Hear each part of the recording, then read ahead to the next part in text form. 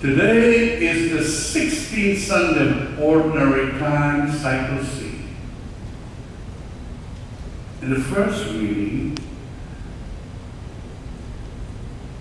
God sent messengers to Abraham.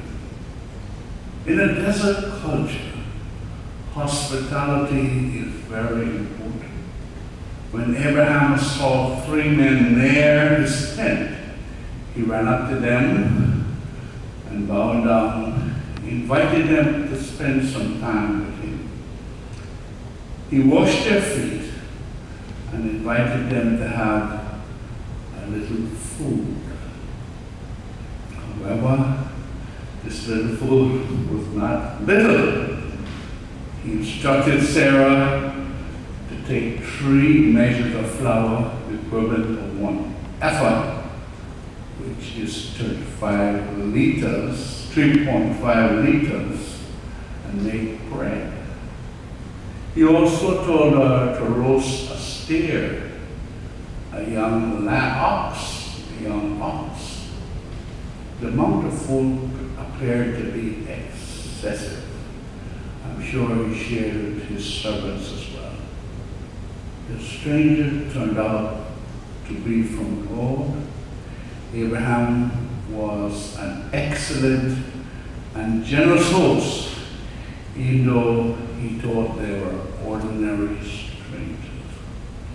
The lesson for us is to be kind and generous to everyone, especially the stranger, who could be God, one of his messengers, or someone very important. The messenger were from God, who later told Abraham that he would have a son with his wife Sarah. In the gospel, Jesus and his disciples visited the home of Martha and Mary, and also their brother Lazarus. Martha is aware of what is expected of her as a hostess in a desert culture. She probably wanted to cook everything in her house. It was a great honor to have Jesus as her guest.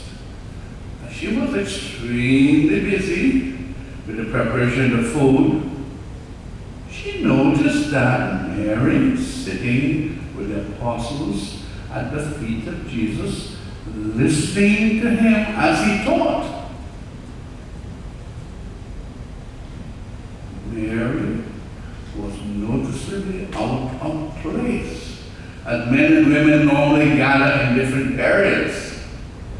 Stressed by the volume of food she wished to prepare, she was highly annoyed, Martha that is, and that her sister, Mary, was not helping her.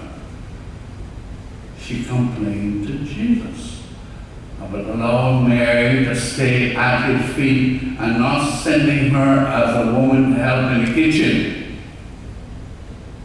In fact, she was not asking Jesus to send Mary. He was telling him to do what to do. Martha is a very strong personality. I believe that Martha may have been also a little bit jealous that Mary was listening to Jesus' teachings. Jesus' answer to Martha is radical. The phrase, to sit at the foot of the rabbi, meant one was studying under the guidance of that rabbi. When St. Paul said he sat at the feet of Gamaliel, he meant that he was a student of the famous Rabbi Gamaliel. Jesus endorsed Mary's unconventional action of studying theology with the men. Then he said to Martha that she had the better part and it should not be taken away from her. Jesus, by doing this, expanded the role of women in his culture. That Mary had chosen the better part implied that there are more than one part and one role in ministry. In fact, I believe there are two roles: spiritual formation and service are the two parts of ministry. Spiritual formation is more important and should be done first. Spiritual formation will help us to discern the will of God so that whatever we attempt to do would be pleasing to Him. Service without spiritual formation can lead to inflated egos among those performing the service. Our desire to be popular or famous can cause us to lose our humility and become arrogant. We can become more interested in the praise we receive from others than what we do for others. A good test of our humility is our expectation of praise and thanks. How do you react when no one thanks you? Not even the recipient of your effort. Service is supposed to be rendered without expectation or reward or thanks. Without spiritual formation, we may give misguided help or advice.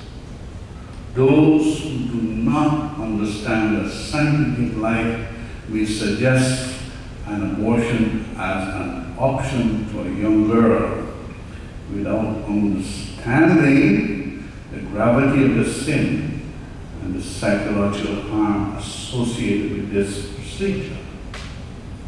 Again, the solemnity of marriage vows should be respected, and every effort should be made to save or repair the union. However, where there is conduct, abuse, or infidelity, we should not advise someone to stay in an abusive, unfaithful, or unfaithful relationship.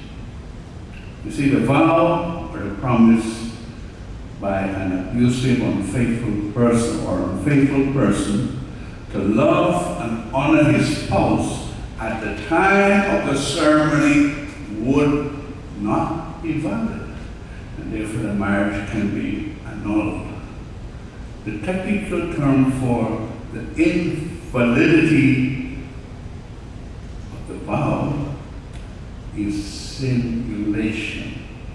The person is going through the motions but is incapable of fulfilling the obligation. There are instances where the abuser will cry and apologize profoundly, but without psychological help, will constantly repeat his or her abusive behavior.